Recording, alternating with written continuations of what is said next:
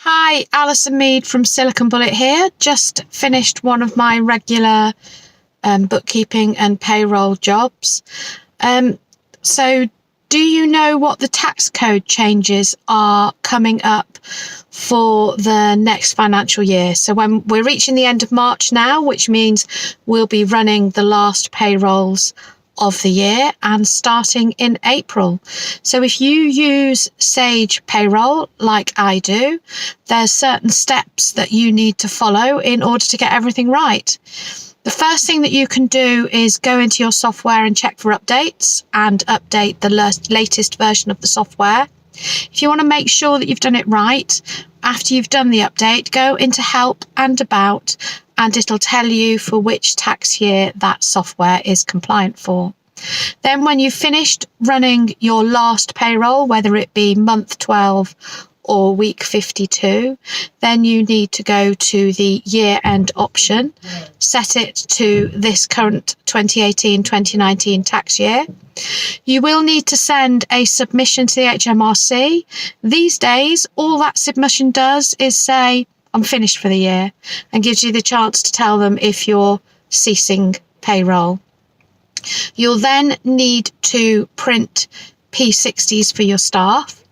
If, like me, you don't have the stationery to print onto, then you can actually go to another part of the software to print your P60s out, the Sage email P60s.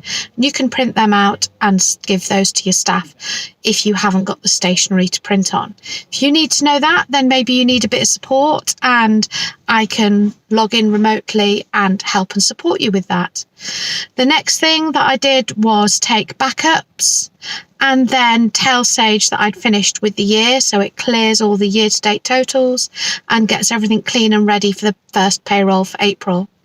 The last step is getting ready for your next year, making sure you update everybody's tax codes. So this year, your tax-free allowance is £12,500. So your tax code for people who are on the general standard code is 1250L. So as a guidance, again, what you're doing is upping last year's standard tax code if it's got a suffix, that's the right word, suffix of L, moving it up by 65.